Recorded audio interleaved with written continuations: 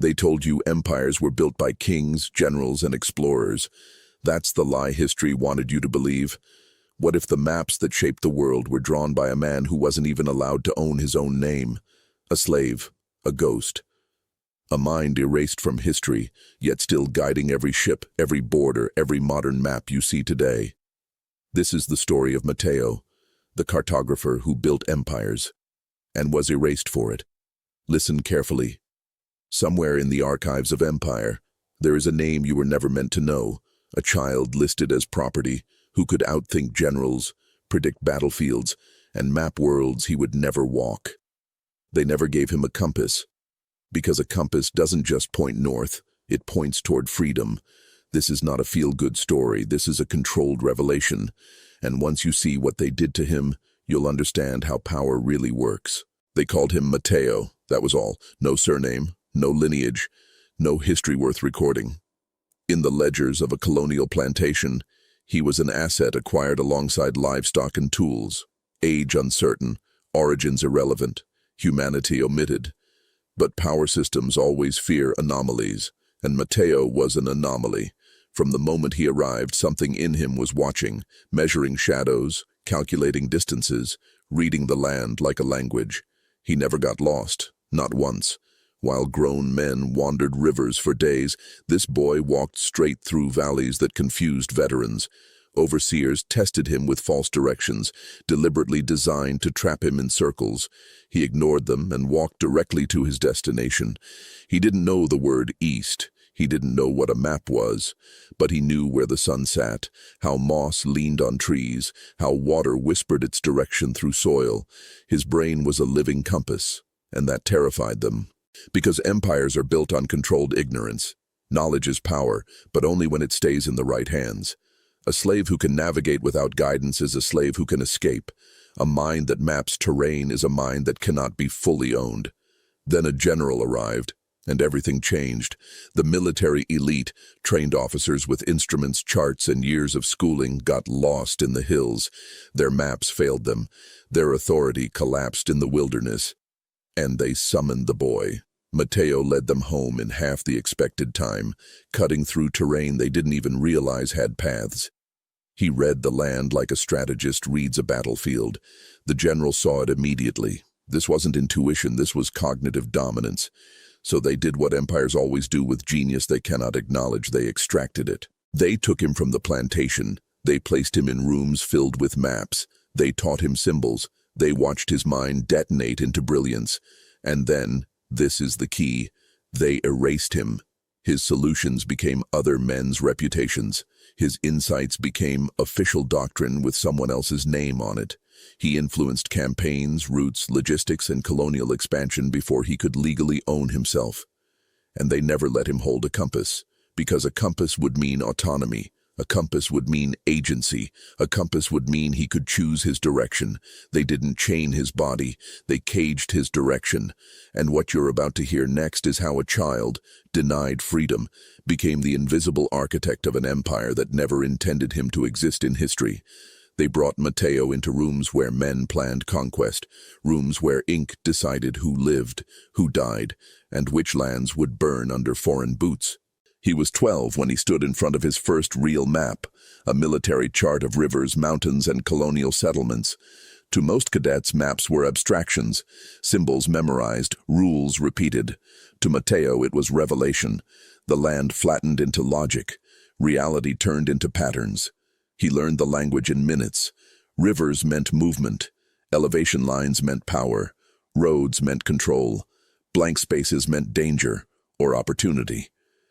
The generals didn't see a child. They saw a weapon that could think faster than trained officers. But here's the paradox of power. They needed his mind, but they couldn't admit his mind existed. So they created a system of intellectual theft. Matteo solved problems. His handler, Felipe, presented the solutions. The generals praised Felipe. Promotions were given, salaries increased, colonial expansion accelerated. Matteo received nothing, not even acknowledgement. He worked in a windowless room, mapping territories he would never see, designing routes he would never travel, enabling freedom of movement for men who denied him movement entirely. He wasn't chained. He was intellectual infrastructure. And then came the rule. He could draw, he could calculate, he could theorize, he could advise, but he could never hold a compass. The general said it plainly. A compass grants autonomy. Think about that. They understood something modern systems still understand. Tools are power. Information is power. Direction is power.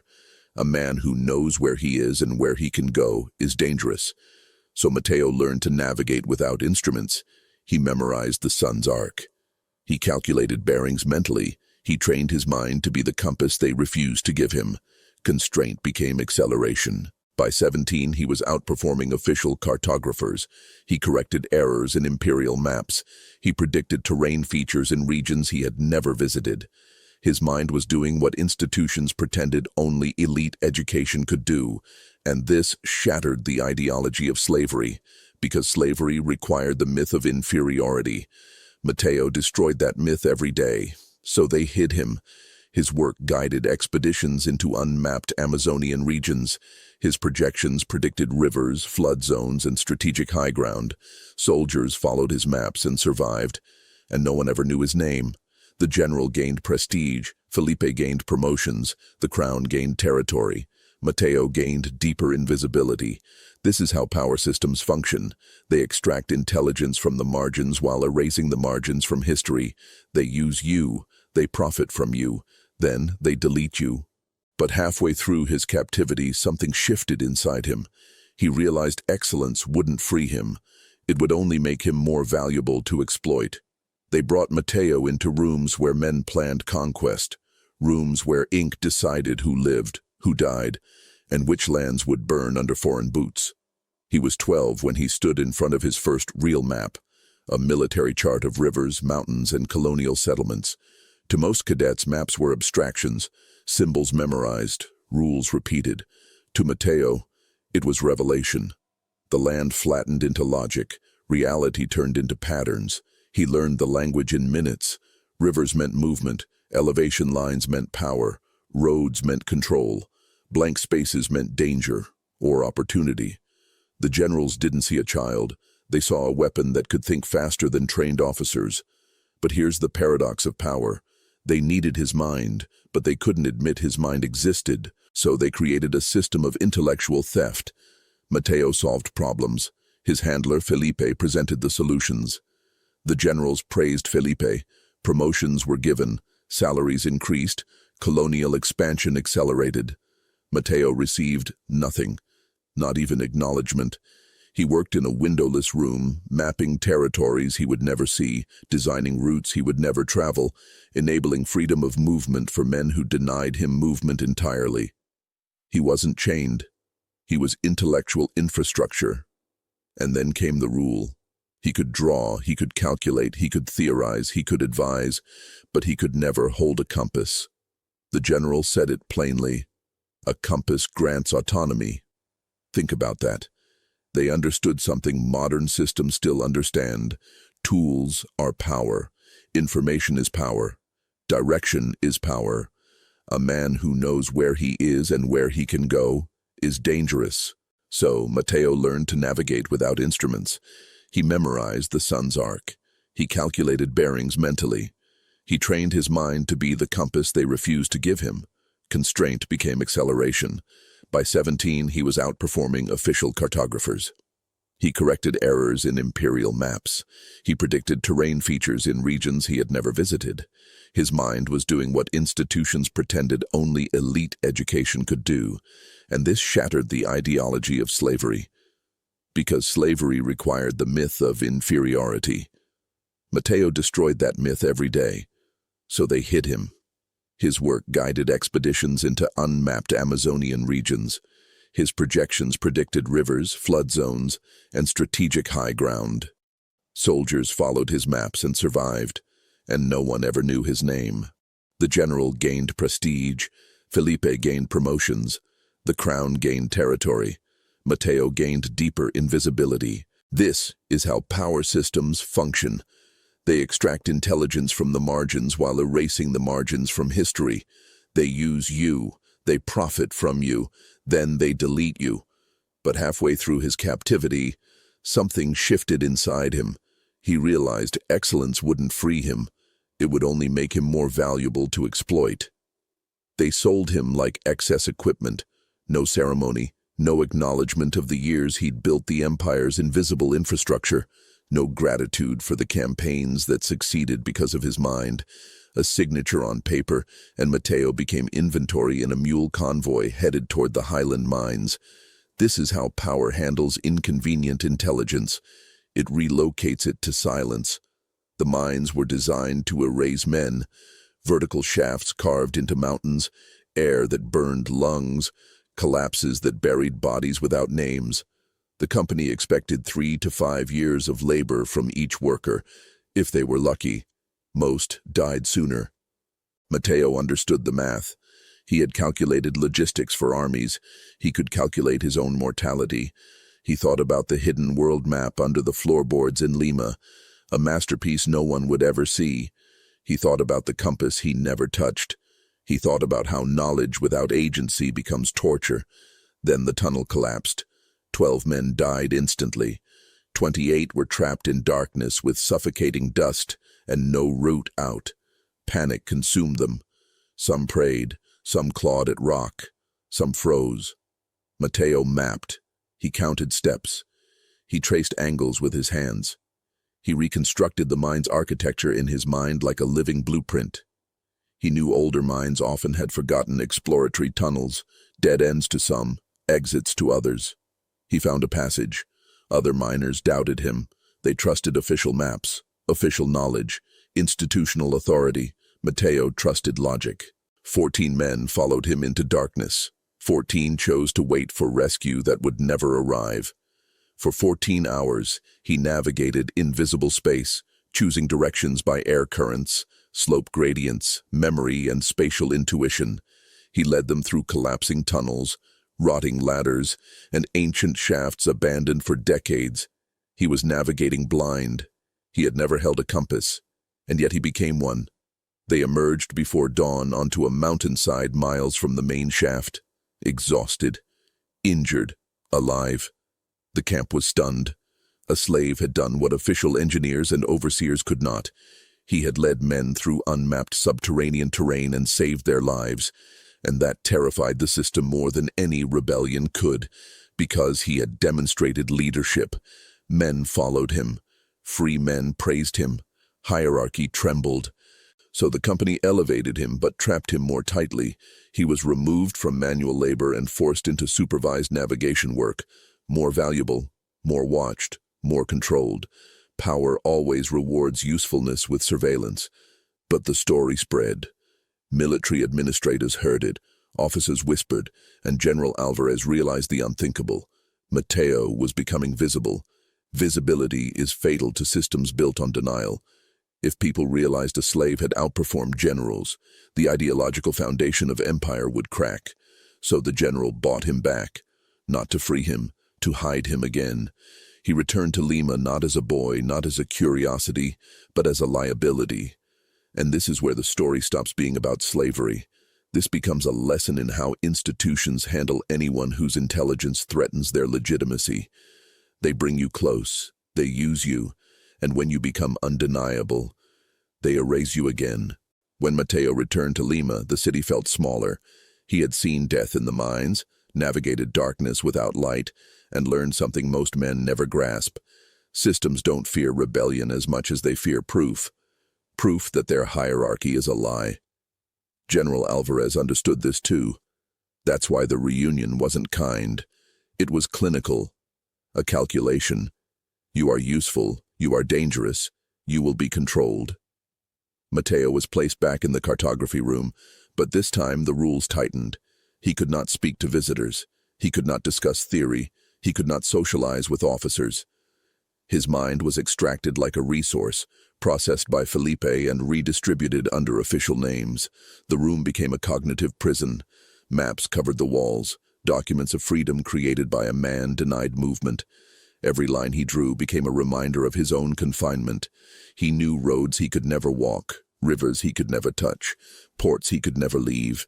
This is psychological domination at its most refined, letting a man see the world while forbidding him from stepping into it. He realized something brutal. Excellence would never free him. Recognition would never be given. Talent only made chains more expensive. So when a letter arrived from Britain, the general saw prestige. Mateo saw his last chance. Captain Graves requested Spanish maps for a Royal Society atlas, an eternal academic record. The general ordered a masterpiece, something that would make Spain look omniscient. Felipe and Mateo were commanded to produce the most comprehensive maps of South America ever compiled. For 3 months, Mateo worked like a man writing his final testament. He synthesized decades of surveys, missionary logs, merchant routes, geological patterns. He corrected errors in imperial charts. He predicted terrain never formally mapped.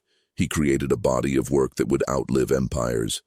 But his name was nowhere. When the leather cases were sealed and loaded onto a ship bound for Europe, he watched his life's intellect leave forever, stamped with another man's identity. Something inside him calcified. He understood that anonymity was not accidental. It was engineered.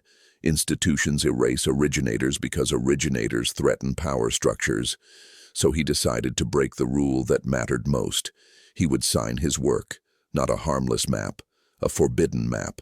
A comprehensive chart of Lima's defenses, routes, supply lines, and vulnerabilities, the kind of intelligence foreign powers would pay fortunes for.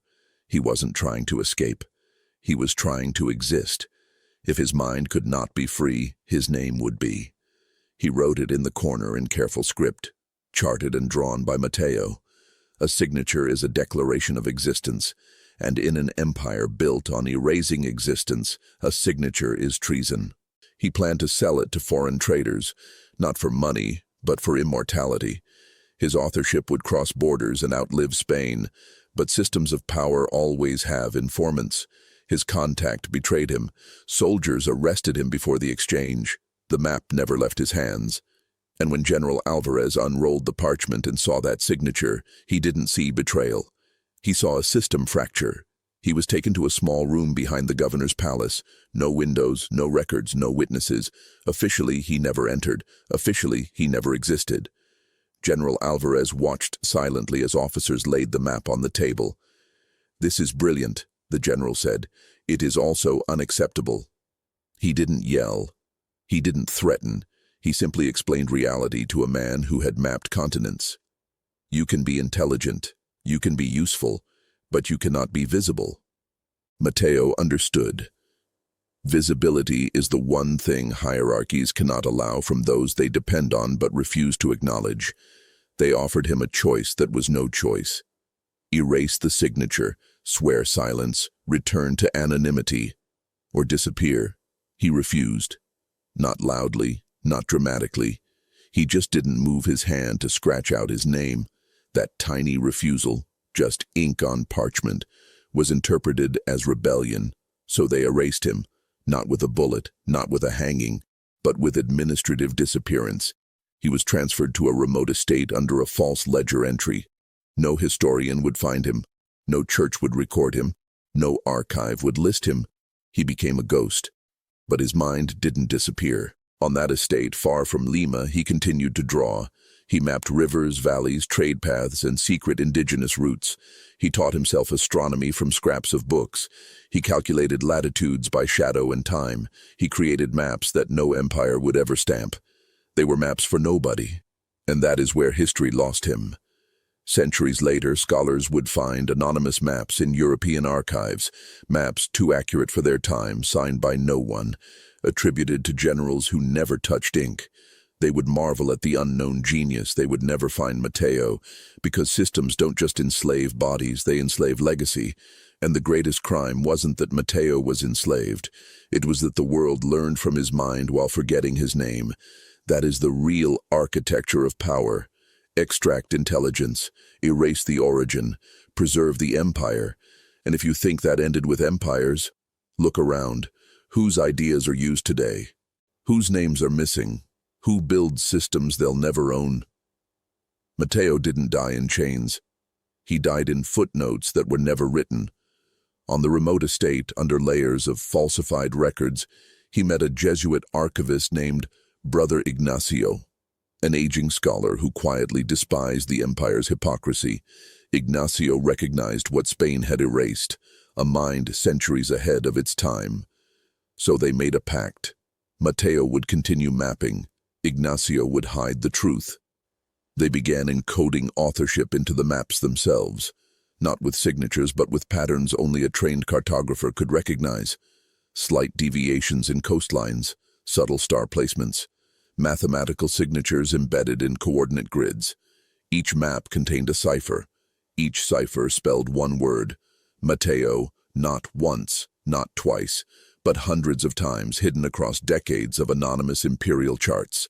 Centuries later, a graduate student in Madrid noticed something impossible, repeating geometric anomalies across unrelated maps, a statistical fingerprint that suggested a single unknown author had contributed to dozens of official works credited to different generals.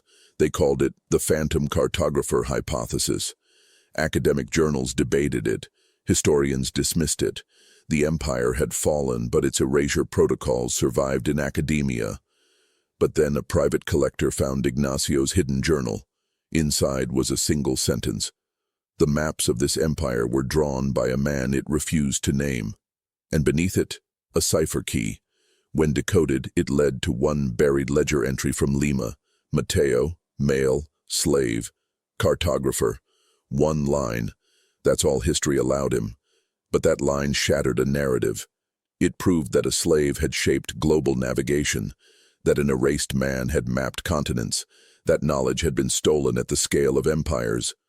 Mateo didn't escape. He didn't revolt. He didn't become famous. He did something more dangerous. He embedded himself into the structure of knowledge so deeply that removing him would collapse the archive. And today, every map that traces those imperial charts, every GPS dataset, every maritime route, every historical atlas, still carries echoes of his coordinates. History didn't celebrate Mateo. It absorbed him. The decoded journal never made headlines. Universities archived it quietly. Museums labeled the maps as collaborative colonial records. His name appeared in a footnote so small it felt intentional, because institutions don't like admitting their foundations were built by people they erased. If they admit that a slave mapped empires, then they must admit empires were built on stolen minds. So Mateo was reframed, not as a genius, not as a pioneer, but as an assistant, a background contributor, a statistical anomaly.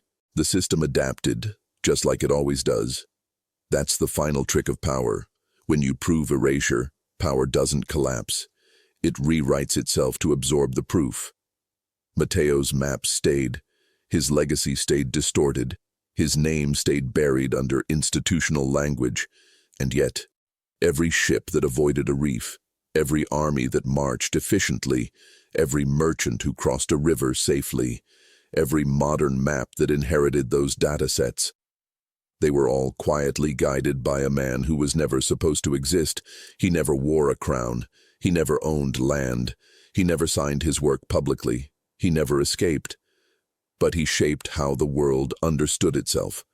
And that is the most unsettling part. You are walking on maps drawn by people history erased. You are using systems built by minds never credited. You are living inside structures designed by ghosts. Mateo was not unique. He was a prototype. Mateo never became a hero in textbooks. He never got a statue, a chapter, or even a proper name in history. He became something far more haunting. He became infrastructure. His thoughts turned into borders. His calculations became coastlines. His erased mind became the foundation of empires. The world moved forward using his intelligence, while pretending he never existed. And that is the final cruelty of power. It doesn't just enslave people. It steals their brilliance, buries their names, and builds civilization on their silence. So the next time you look at a map, remember this. Somewhere inside those lines is a man who was never allowed to sign his own work. A mind that shaped the world but died invisible. A ghost who still guides humanity across oceans and continents. Mateo was erased from history. But history never escaped Mateo. And the darkest truth is this. The world you live in was built by people it chose to forget.